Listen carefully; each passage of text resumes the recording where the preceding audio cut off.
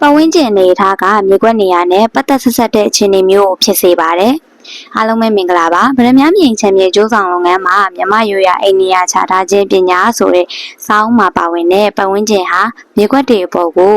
စိုးမိုးခြင်းအကြောင်းကိုပြောပြပေးမှာဖြစ်ပါရဲ့ရှင်။ပတ်ဝန်းကျင်နဲ့ဆက်ဆက်ပြီးစူညံတဲ့ပတ်ဝန်းကျင်မှာနေတဲ့သူတွေဟာစိတ်ဖိစီးခံရခြင်းယောဂတွေတက်ခြင်းမျိုးများဖြစ်တတ်ပါတယ်။လူအပေါ်တောင်အကျိုးသက်ရောက်မှုရှိရင်မြေကွက်တစ်ခွက်ပေါ်မှာပတ်ဝန်းကျင်ရဲ့ဆက်ဆက်မှုကြောင့်အကျိုးသက်ရောက်မှုရှိပုံကလည်းတစ်မျိုးတစ်ဖုံအရေးကြီးပါတယ်။ပတ်ဝန်းကျင်နေထားအရာတိမ်မွေးတဲ့စွမ်းအင်လိုင်းတွေဟာဆိုင်ရာမြေကွက်ပေါ်ရိုက်ခတ်မှုရှိတယ်လို့ဝါစတုပညာရှင်များကယူဆထားခဲ့ကြပါတယ်။ဒီအတွက်တည်တဲ့အချက်တွေကိုအနည်းချုပ်ပြီးပြောပြပေးပါမယ်။နံပါတ်1မြေကွက်အကြီးကြီးနှစ်ခုကြားကမြေကွက်သေးသေးလေးကိုမဝယ်သင့်ပါဘူး။နံပါတ်2အဆောက်အုံကြီးနှစ်ခုကြားမှာအသားညံ့မုံလိုညက်နေတဲ့အဆောက်အုံလေးကိုမဝယ်သင့်ပါဘူးစိတ်သက်သာဆင်းရခြင်းစိတ်မပျော်ရွှင်ရခြင်းများကိုဖြစ်စေတတ်ပါတယ်နံပါတ်3အဆောက်အုံကြီးများတောင်တန်းကြီးများတစ်ပင်ကြီးများစတဲ့အရာတွေဟာတောင်ဘက်နဲ့အနောက်ဘက်တို့မှာရှိရင်ကောင်းပါတယ်ကျန်းမာချမ်းသာစီးပွားဥစ္စာများတိုးပွားစေပါမယ်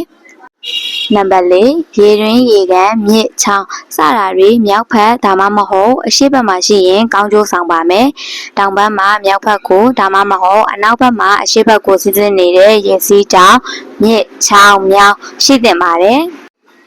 နံပါတ်5ရေကန်ငယ်ငါးမွေးကန်လိုမျိုးမြေခွဲရဲ့တောင်ဒါမှမဟုတ်အနောက်ဘက်မှာရှိတာမျိုးမကောင်းပါဘူးနံပါတ်6မြောက်နဲ့အရှေ့ဘက်တို့မှာအဆောက်အုံကြီးများတောင်တန်းများတစ်ပင်ကြီးများရှိရင်မကောင်းပါဘူး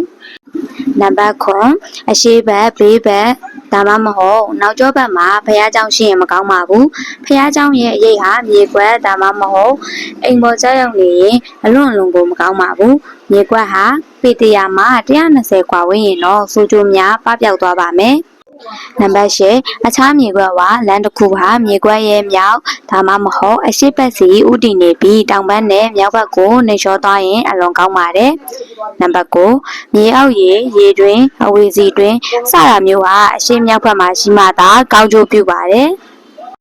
နံပါတ်10တောင်အနောက်တောင်အနောက်မြောက်အရှေ့မြောက်နဲ့မြေကွက်ရဲ့အလယ်ဘဝမှာရေရင်းရှိခြင်းဟာကောင်းလာပါတယ်နံပါတ်17မြေကွက်ဟာတင်းញိုင်မိတချိုရနေရာသို့မဟုတ်တရားကျင့်ကြံရနေရာနဲ့မနိကတ်သင့်ပါဘူးနံပါတ်12လူနေထိုင်မှုဖြစ်ရင်အနီးအနားမှာစက်ရုံတွေစက်မှုလုပ်ငန်းကြီးတွေရုပ်ရှင်ရုံတွေကျောင်းတွေနဲ့ဈေးရုံတွေမရှိသင့်ပါဘူးဒါအပြင်ရင်သွားလာအမြဲထူထပ်တဲ့နေရာမျိုးအတန်မျိုးစုံစုညံနေတတ်တဲ့နေရာမျိုးမဖြစ်သင့်ပါဘူးသို့တော့စီးပွားရေးတစ်ခုခုလှုပ်ဆောင်ရန်ကောင်းတဲ့နေရာမျိုးဖြစ်ရပါမယ်နံပါတ်73မိုးရေသို့မဟုတ်အသုံးပြုပြီးရေများဟာတခြားရေများမှာမိမိမြေကွက်စီတို့စီးဝင်မလာသင့်ပါဘူးနံပါတ်14လေကြောင်းဟာအနောက်မြောက်မှာအရှိတောင်တို့တိုက်ခိုက်ရာမှာလေကြောင်းအရာလေညာမှာစက်ရုံများဓာတ်ငွေ့ထုတ်လုပ်တတ်တဲ့လုပ်ငန်းများဓာတုပစ္စည်းများရှိတဲ့နေရာမျိုးမဖြစ်သင့်ပါဘူးနံပါတ်15မြေကွက်ပေါ်မှာခက်တင်းတင်းတွေ့တန်းထားတဲ့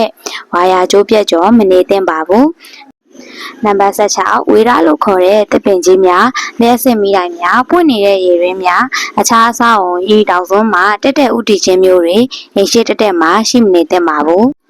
နံပါတ်19မြေကွက်ဟာအဆုံးသက်နေရာမျိုးမှာတည်ရှိနေရင်အထူးသဖြင့်အဘက်ဘက်မှာပိတ်ဆို့ထားသလိုဖြစ်ပြီးတောင်ဘက်ကိုမျက်နှာမူတဲ့မြေကွက်များအတွက်မကောင်းပါဘူး